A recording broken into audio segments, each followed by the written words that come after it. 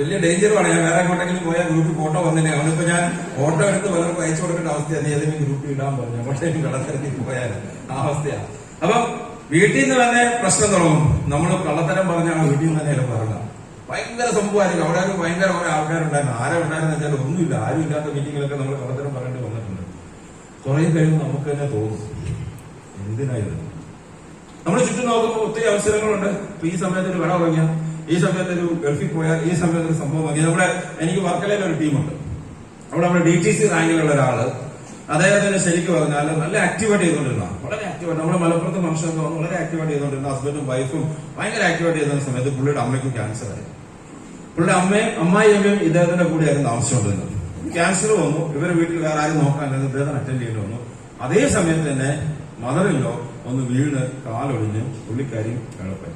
ഭയങ്കര ആക്റ്റീവാണ്. Daily business ചെയ്തുകൊണ്ടിരുന്ന ആൾക്കാര് ഒരു 2-3 മാസത്തേക്ക് ലോക്കായി. ഇതിനിടയ്ക്ക് മദറിലോ അമ്മ മരിച്ചുപോയി. പുള്ളിയുടെ സ്വന്തം അമ്മ മരിച്ചുപോയി. ഞാൻ 3 മാസം ക്യാൻസർ ഡിറ്റക്ട് 3 മാസം എന്തോ സംഭവിച്ച് മരിച്ചുപോയി. ഈ ഒരു 6 മാസം ഈ ചങ്ങാതി ബിസിനസ് ചെയ്യുന്ന അങ്ങ് ഡിറ്റാച്ചായി. അപ്പൊ ഇത് ഈ സമയത്ത് അവരുടെ ടീമിനകത്ത് ചില നമുക്കറിയാമല്ലോ, ചിലപ്പോൾ ടീമായുള്ള ഇതൊക്കെ ഉണ്ടായി.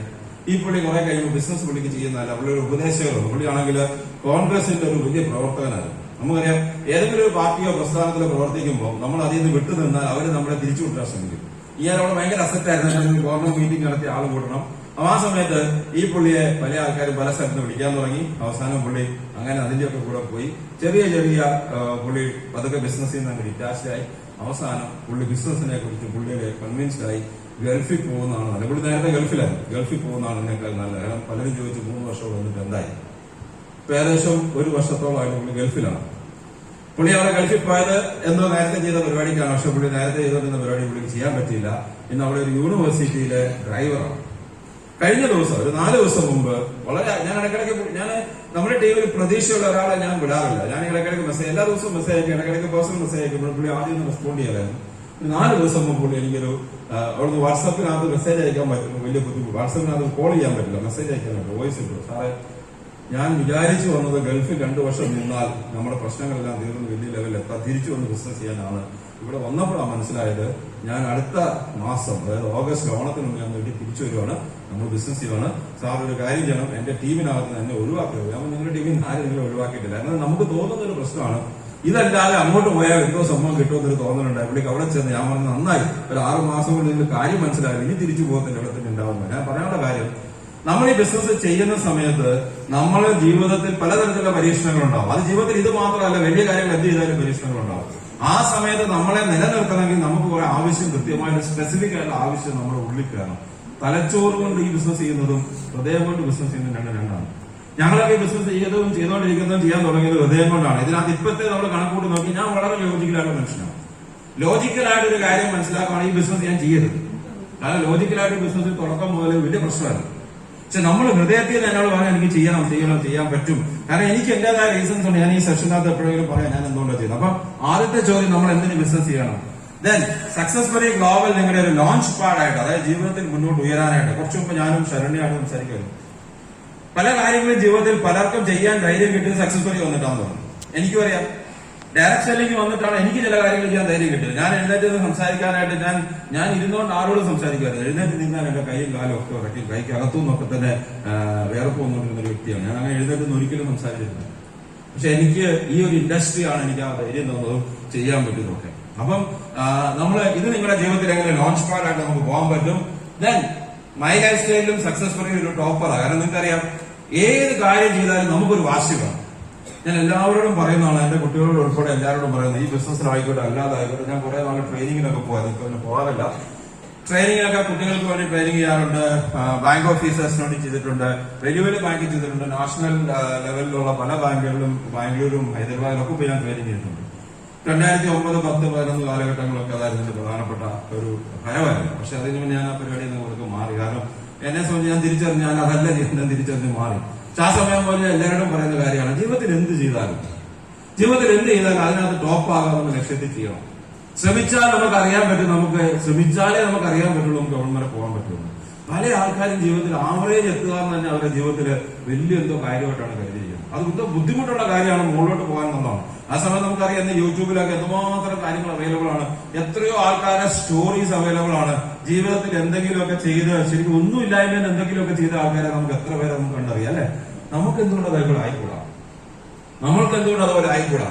പ്രത്യേകിച്ചും സക്സസ് കൊറിയ പോലെ ഇത്രയും വലിയ സിസ്റ്റം, ഇത്രയും സഹായിക്കാൻ ആൾക്കാർ, ഡെയിലി എന്നുള്ള രീതിയിൽ നിങ്ങളെ മോട്ടിവേറ്റ് ചെയ്യാനും എനി ടൈം നിങ്ങളെ സപ്പോർട്ട് ചെയ്യാനും ആൾക്കാരുള്ളപ്പോൾ നമുക്ക് എന്തുകൊണ്ട് അതിനകത്ത് ടോപ്പർ ആയിക്കൂടാ? അതാണ് മൂന്നാമത്തെ ടോപ്പിക്ക്. നാലാമത്തെ എന്ന് പറഞ്ഞാൽ 2024 ഫോക്കസ് 24 ആൻഡ് ബിയോണ്ട്. 2025, 26, 27 നമ്മുടെ ജീവിതം എവിടെയാണ്? പല ആൾക്കാരും ജീവിതത്തിൽ ചിന്തിക്കാൻ ആഗ്രഹിക്കാത്തതും ചിന്തിക്കാൻ മെനക്കെടാത്തതായിട്ടുള്ള കാര്യമാണ് ഒരു 5 വർഷം കഴിഞ്ഞാൽ നമ്മുടെ ജീവിതം എങ്ങനെയാണ്. ഞാൻ ഉറപ്പായിട്ട് പറയാം, ഞാൻ ഇത്രയൊന്നും മെനക്കെടേണ്ട ആവശ്യമില്ല.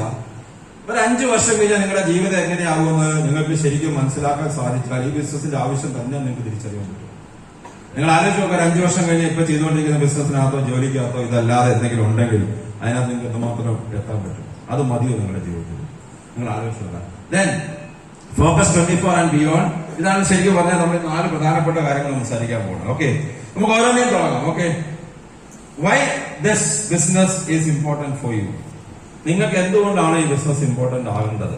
ആണ്. എത്ര പേർക്ക് ഈ ബിസിനസ് ഇമ്പോർട്ടന്റ് ആണെന്ന് തോന്നുന്നുണ്ട്? എന്ന് കൈ പോകും. ചുറ്റും നോക്കിയിട്ടാണ് ചില ആൾക്കാർ കൈവിട്ടുന്നത്. ഇല്ലെങ്കിൽ എന്ത് സംഭവിക്കുന്നത്? ആത്മാർത്ഥമായിട്ടുള്ള കാര്യങ്ങൾ ചെയ്യാം. ഓക്കെ, ഈ ബിസിനസ് ഇമ്പോർട്ടന്റ് ആകേണ്ട ആവശ്യം എന്താണ്? ഇതാണ് ഏറ്റവും വലിയ ചോദ്യം. ഇതാണ് നമ്മൾ ഈ ബിസിനസ് ലാപ്ടോപ്പ് മുന്നോട്ട് തിരിച്ചോക്കാം. നമ്മൾ ഈ ബിസിനസ് ചെയ്യേണ്ട ആവശ്യം എന്താണ്? ജസ്റ്റ് ഒന്ന് തിരിച്ചാൽ മതി. Okay, thank you. ഈ ബിസിനസിന്റെ ആവശ്യം, ഈ ബിസിനസ് ചെയ്യേണ്ട ആവശ്യം എന്താണ് നമുക്കുള്ളത്? നമുക്ക് ശരിക്കും പറഞ്ഞാൽ ഈ ബിസിനസ് ചെയ്യാതിരിക്കാനോ ഈ ബിസിനസ്സിൽ കുറച്ചുനാൾ ബിസിനസ് ചെയ്തിട്ട് നിർത്താനോ 100 കണക്കിന് റീസൺസ് ഉണ്ടാവും. പക്ഷെ ചെയ്യാനൊരു ഒറ്റ കാരണം മതി, ഞാനത് ചെയ്യാൻ പോകാന്നുള്ളതാണ്. അതിനൊരൊറ്റ റീസൺ മതി ബിസിനസ് ചെയ്യാൻ. ജീവിതത്തിൽ നിങ്ങൾ പലരും പറഞ്ഞ് കേട്ടിട്ടുണ്ടാവും, വളരെ പ്രധാനപ്പെട്ട കാര്യമാണ്. ജീവിതത്തിൽ തന്നെ നമ്മൾ മടുത്ത് പുറകോട്ട് പോകാനായിട്ട് നിരവധി കാര്യങ്ങൾ ഉണ്ടായേക്കാം. പക്ഷെ ജീവിതം മുന്നോട്ട് പോകാൻ ഒരൊറ്റ കാരണം മതി, ജീവിക്കണം. അതിനുള്ള റീസൺ മതി. അപ്പൊ ഞാൻ ചോദിക്കാൻ ആഗ്രഹിക്കുന്ന കാര്യം ഇതാണ്.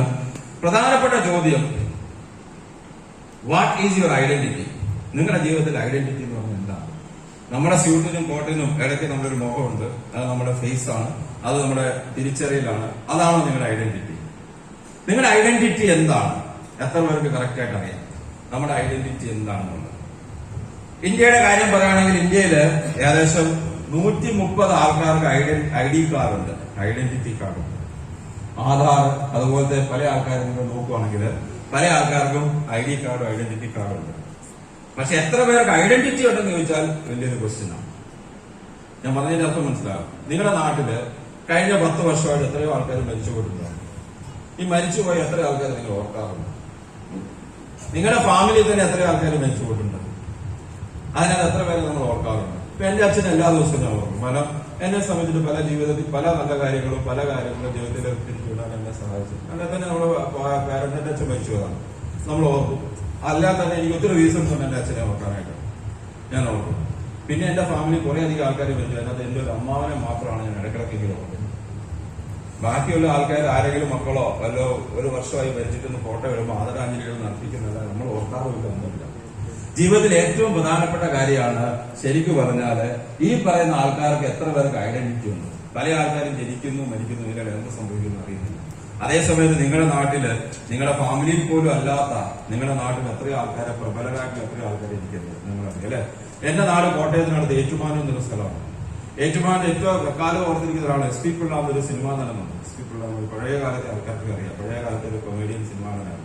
എന്റെ തൊട്ടടുത്ത വീട് ഒരു മതിലായിരുന്നു, ഞങ്ങളുടെ തറവാട് പ്രദേശത്തിൽ ഏതൊരു മതിലാണ്. അദ്ദേഹത്തിന് ചെറുപ്പം മുതലേ നമുക്കറിയില്ല. SP പിള്ള എന്ന് പറഞ്ഞാൽ പങ്കച്ചേട്ടൻ എന്നാണ് വിളിക്കുന്നത്. നമുക്കിത് സിനിമാ നടനാണെന്ന് അത്ര വലിയതെന്ന് അറിയില്ല. പക്ഷെ ഇദ്ദേഹം മരിച്ച സമയത്ത് മമ്മൂട്ടി വരുന്നു, മോഹൻലാൽ വരുന്നു, ഇങ്ങനെ ഭയങ്കര ജീവിച്ചിരിക്കുമ്പോഴും കുറെ പേരൊക്കെ വന്നിട്ടുണ്ട്, നമുക്കറിയില്ലായിരുന്നു. പക്ഷെ മരിച്ചു കഴിഞ്ഞ് വർഷങ്ങൾ, എനിക്ക് 30-35 വർഷമായി അദ്ദേഹം മരിച്ചിട്ട്, 35-40 വർഷമായി.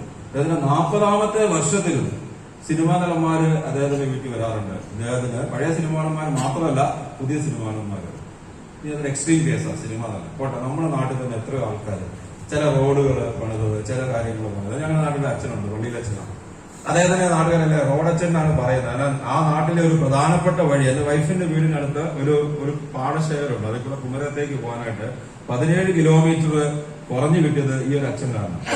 ഈ അച്ഛനെ അവിടെ അച്ഛൻ മരിച്ചുപോയി, അച്ഛനെ നാട്ടുകാരെല്ലാവരും ഭയങ്കരമായിട്ട് ഓർത്തിരിക്കുന്നുണ്ട്. ഇതുപോലെ ജീവിതത്തിൽ എന്തെങ്കിലുമൊക്കെ ചെയ്യാം എന്നുള്ള സംഭവമാണ് നമ്മൾ പലപ്പോഴും ജീവിതത്തിൽ പല കാര്യങ്ങളും ചെയ്യാതിരിക്കുന്നത് എന്തുകൊണ്ടാണ്? നിങ്ങൾ പല കാര്യങ്ങളും ജീവിതത്തിൽ ചെയ്യാതിരിക്കുന്നത് എന്തുകൊണ്ടാണ്? നാട്ടുകാർ പറയുന്നത് നമ്മളെ തെറ്റിദ്ധരിപ്പിക്കുന്നു, നമ്മളെ ആൾക്കാരെ കുറ്റം പറയുന്നു, ആൾക്കാർ എന്ത് ചെയ്യുന്നുള്ള വിശ്വസിക്കും. നല്ലൊരു പ്രൊഡക്റ്റ് പോലും ഒരാൾ പറയാൻ മടി കാണിക്കുന്ന ആൾക്കാർ എന്ത് പറയുന്നു വെച്ചിട്ടാണ്.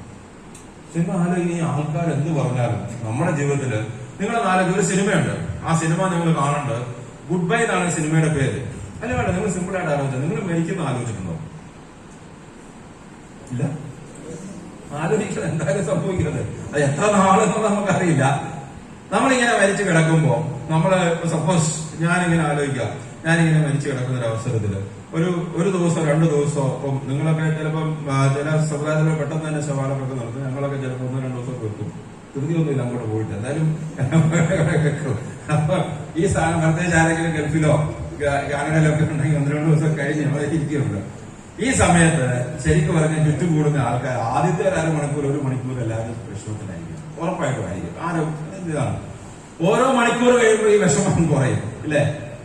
ഇത് കഴിഞ്ഞൊരു നമ്മളിപ്പോ മരിച്ചു കഴിഞ്ഞാൽ 1 മാസമോ 1 ആഴ്ച 1 മാസമോ 5 ദിവസമോ കഴിഞ്ഞാൽ നമ്മുടെ ഫാമിലിയുള്ള ഇമ്മീഡിയറ്റ് ഭാര്യയോ ഭർത്താവോ മക്കളോ അവരുടെ ജീവിതം അവർ നോർമലായിട്ട് കൊണ്ടുപോകും, അല്ലെ? അവരൊരു വർഷം കഴിയുമ്പോഴത്തേക്കും ചിലപ്പോൾ 1 മാസം കഴിയുമ്പോൾ സിനിമയ്ക്ക് പോകും. ചിലപ്പോൾ ഞങ്ങളൊക്കെ 17 ദിവസം കഴിഞ്ഞാൽ അസ്ഥി ഒഴുക്കാന്ന് പറയും. പണ്ടൊക്കെ 1 വർഷമൊക്കെ വീട്ടിൽ വെക്കാറുണ്ട്. ഇപ്പൊ ഒന്നുമില്ല, ടക്കെന്ന് ഒഴുകിയ ഒഴുകിന്റെ വെള്ളത്തിൽ മുങ്ങിക്കയറി എന്ന പ്രശ്നം തരും. പുള്ളി നേരെ അങ്ങ് സ്വർഗത്തിൽ പോയെന്ന് വിശ്വാസം നമ്മൾ തിരിച്ചു വരും. ഇതെല്ലാം ആചാരമാണ്. എന്ത് ചെയ്യുന്നോ നമുക്കറിയില്ല. എന്തായാലും ഈ സംഭവം ചെയ്യുന്നത് ഞാൻ പറയുന്നത് എന്തായാലും നമ്മുടെ അവിടെ ഈ ഒരു മരണ വീട്ടിൽ ചെന്നാൽ നിങ്ങൾക്ക് കാണാൻ പറ്റും, മരിച്ചു കിടക്കുന്ന ഒരു ഇമ്മീഡിയറ്റ് ബന്ധുക്കൾ കുറച്ച് ഒരു ശോകപാതകൾ ഇരിപ്പുണ്ട്. അവർ ചിലപ്പോൾ ദുഃഖം ഉണ്ടാവും. അവിടെ കൂടി നിൽക്കുന്ന നമ്മുടെ ഏറ്റവും കൂടുതൽ മരിച്ചുകൂടി ഏറ്റവും കൂടുതൽ കൺസേൺഡ് ആയിട്ടുള്ള പല ആൾക്കാരും സംസാരിക്കുന്നത് എന്തായിരിക്കുന്നത്? അയോധ്യയിൽ BJP തോറ്റതിനെ കുറിച്ചോ, പിണറായി വിജയന്റെ കുറിച്ചോ, രാഷ്ട്രീയമോ പാരമ്പര്യമോ സിനിമയോ അല്ലെങ്കിൽ സിനിമ റീഡോ ആയിരിക്കും സംസാരിച്ചുകൊണ്ടിരിക്കുന്നത്. ഈ മരിച്ചു കിടക്കുന്ന കുട്ടി നല്ല മനുഷ്യനായിരുന്നു കേട്ടോ. അത് മരിച്ചു കഴിയുമ്പോൾ എല്ലാവരും നോർമലായിട്ട് നമ്മൾ നല്ല മനുഷ്യനായിട്ട് മാറും. മരിച്ചവരെ കുറ്റം പറയുന്ന ഒരു നിയമം നമ്മുടെ നാട്ടില് ഇങ്ങനെ എഴുതി വെക്കാത്ത നിയമം ഉള്ളതുകൊണ്ട് എത്ര പേരുണ്ടാവും? ഈ മരിച്ചു കിടക്കുന്ന വ്യക്തി ജീവിതകാലം മുഴുവൻ ഈ ചുറ്റും നിന്ന് കുറ്റം പറയുന്ന അല്ലെങ്കിൽ രാഷ്ട്രീയം പറയുന്ന ആൾക്കാർ അവരെന്ത് വിചാരിക്കുമെന്ന് വെച്ചിട്ടാണ് ഈ ചങ്ങനെ ജീവിതകാലം മുഴുവൻ തീരുമാനം എടുക്കാൻ നടന്നത്. നമ്മള് പല സമുദായത്തിൽ കല്യാണം കഴിക്കുന്ന ആൾക്കാർ എന്തുകൊണ്ടാണ് നാട്ടുകാരെന്ത് പറയും? അവർക്ക് കല്യാണം സംഭവിച്ചുകൂടാന്ന് പറയും. ജോലിക്ക് പോയിട്ട് ഗൾഫിൽ പോയിട്ട് തിരിച്ച് നാട്ടിൽ വന്നിരിക്കുമ്പോൾ പോകുന്നില്ല നിൽക്കുന്ന നാട്ടുകാരെ ചെല്ലിക്കാരെ തിരിച്ചു പോകാൻ നാട്ടുകാരെന്ത് പറയുന്നു ഓർത്ത്. ശരിയല്ല? ഇങ്ങനെ എത്ര ആൾക്കാരുണ്ട് കല്യാണം കഴിഞ്ഞാൽ പിറ്റേ ആഴ്ച ചോദിക്കും വിശേഷമായില്ല. പല ആൾക്കാരും കുട്ടികളുണ്ടാകുന്ന നാട്ടുകാർ ചോദിച്ചിട്ട് നടക്കുന്നത്. അപ്പൊ ഈ നാട്ടുകാരെ എല്ലാവരും നമുക്ക് ജീവിതത്തിൽ എന്തുമാത്രം കാര്യങ്ങൾ ചെയ്യാറുണ്ട്. പലപ്പോഴും നമ്മൾ മനസ്സിലാക്കേണ്ട ജീവിതത്തിൽ പലപ്പോഴും നമ്മുടെ ഒരു ഐഡന്റിറ്റി എന്ന് പറയുന്നത് നമ്മൾ ഈ നാടിന് വേണ്ടി എന്ത് ചെയ്തു, നമ്മൾ പോയി കഴിഞ്ഞതും 3-4 തലമുറ കഴിഞ്ഞ് നമ്മളെ ഓർത്തിരിക്കാൻ വേണ്ടി നമ്മൾ എന്ത് ചെയ്തു, നമ്മുടെ ഫാമിലിയുടെ സേഫ്റ്റിക്കും സെക്യൂരിറ്റിക്കും വേണ്ടി അവരെ ജീവിക്കാനുള്ള മാർഗ്ഗം കുട്ടികളെ പഠിപ്പിച്ചതിന് അപ്പുറത്തേക്ക് ഒരു വലിയൊരു എസ്റ്റാബ്ലിഷ്മെന്റ് നമുക്ക് എന്തുകൊണ്ട് ഉണ്ടാക്കിക്കൂടാ? ഇപ്പൊ മുബൈൻ മുഹമ്മദ് എന്നുള്ള വ്യക്തി നമ്മുടെയൊക്കെ അപ്ലൈനാണ്. അദ്ദേഹത്തിന് ഒരു 5 തലമുറയ്ക്ക് അദ്ദേഹം വെറുതെ ഇരുന്ന് ആഹാരം കഴിച്ചാലും അതൊന്നും സംഭവിക്കാൻ പോകുന്നില്ല. അദ്ദേഹത്തിന് സമ്മതിക്കുന്നില്ല, അത് വേറെ കഥ. അദ്ദേഹം പറഞ്ഞൊരു കാര്യത്തിലുള്ള മക്കളെ നമ്മൾ പറഞ്ഞു, ഞാനും തന്നെ അക്സെപ്റ്റ് ചെയ്യുന്നത്. നമ്മൾ ഒത്തിരി പൈസ ഉണ്ടാക്കേണ്ട മക്കളെ ലേസി ആയിട്ട് വളർത്താനല്ല, ബട്ട് സ്റ്റിൽ സമൂഹത്തിന് വേണ്ടിയിട്ടും നാട്ടുകാർക്ക് വേണ്ടിയിട്ടും ഓർത്തിരിക്കാൻ പറ്റുന്ന എന്ത് കാര്യം നമ്മൾ ചെയ്തിട്ടുണ്ട്. ഈ ബിസിനസ്സിനകത്തുള്ള ഏറ്റവും വലിയ സന്തോഷമായിട്ട് എനിക്ക് തോന്നുന്ന കാര്യം, നമ്മൾ അറിഞ്ഞോ അറിയാതെയോ പല ആൾക്കാരെ ജീവിതത്തിൽ എന്തെങ്കിലുമൊക്കെ പറഞ്ഞു മനസ്സിലാവും. അവർ ജീവിതത്തിൽ എന്തെങ്കിലുമൊക്കെ ചെയ്തിട്ടുണ്ട്, പ്രൊഡക്റ്റ് ഉപയോഗിച്ചിട്ടുണ്ട്, ജീവിതത്തിൽ എന്തെങ്കിലും പോസിറ്റീവായിട്ട് ചെയ്തിട്ടുണ്ട്, എന്തെങ്കിലും പോസിറ്റീവായിട്ടുള്ള നല്ല കാര്യങ്ങൾ ചെയ്തിട്ടുണ്ട്. ഇങ്ങനെ ചെയ്യുന്ന ജീവിതത്തിന് മാറ്റങ്ങൾ ആൾക്കാർക്ക് ഉണ്ടാക്കാൻ പറ്റുന്നതാണ് ജീവിതത്തിൽ ഏറ്റവും വലിയ കർമ്മം. നമ്മൾ ലോട്ടറി അടിച്ച് വീട് വെക്കുന്നോ കാറ് പഠിക്കുന്നോ അല്ല. വീടോ കാറോ എന്നൊക്കെ പറഞ്ഞ് നമ്മുടെ സുഖത്തിന് വേണ്ടി നമ്മൾ ചെയ്യുന്നു. പക്ഷെ നമ്മുടെ ഐഡന്റിറ്റി എന്ന് പറഞ്ഞാൽ നമ്മുടെ കാറല്ല. എന്റെ ഐഡന്റിറ്റി എന്റെ വീടോ കാറോ അല്ല. ഇത് രണ്ടും നല്ല സാധനം എനിക്കുണ്ട്. എന്റെ ഐഡന്റിറ്റി ഞാൻ എത്ര ആൾക്കാരുടെ ജീവിതത്തിൽ മാറ്റങ്ങൾ ഉണ്ടാക്കുന്നുള്ളൂ. എന്റെ നാട്ടുകാർ പറയുന്നുണ്ട് അവൻ പണ്ട് MLA ചെയ്തിട്ട് കാശുണ്ടാക്കിയാന്നായിരിക്കും അവൻ പറയുന്നത്. അതെന്റെ ഐഡന്റിറ്റി അല്ല. പക്ഷെ എനിക്കറിയാം ഞാൻ കാരണം ഒത്തിരി ആൾക്കാരുടെ ജീവിതത്തിൽ എന്തെങ്കിലുമൊക്കെ മാറ്റങ്ങൾ ഉണ്ടാക്കിയിട്ടുണ്ട്. അത് നിങ്ങൾക്ക് എന്തുകൊണ്ട് ചെയ്തുകൂടാ? നമ്മുടെ ജീവിതത്തിൽ ഏറ്റവും വലിയ ഐഡന്റിറ്റി എന്താണ്? നമ്മുടെ ഐഡന്റിറ്റി എന്താണ്? Who am I? ഞാൻ ആരാണ്? ഞാൻ ഈ സമൂഹത്തിന് വേണ്ടി എന്ത് ചെയ്തു? വാട്സാപ്പിൽ കുറെ ഫോർവേഡ് ചെയ്തതാണോ സംഭവം? അല്ല. ഞാൻ ഒരു സമൂഹത്തിൽ ഒരു സാധനത്തിന് ഒത്തിരി ഗ്രൂപ്പിലാണ് നമ്മളുണ്ടെങ്കിലും ഞാൻ കഴിയുന്നത്ര സാധനങ്ങൾ ഫോർവേഡ് ചെയ്യാം.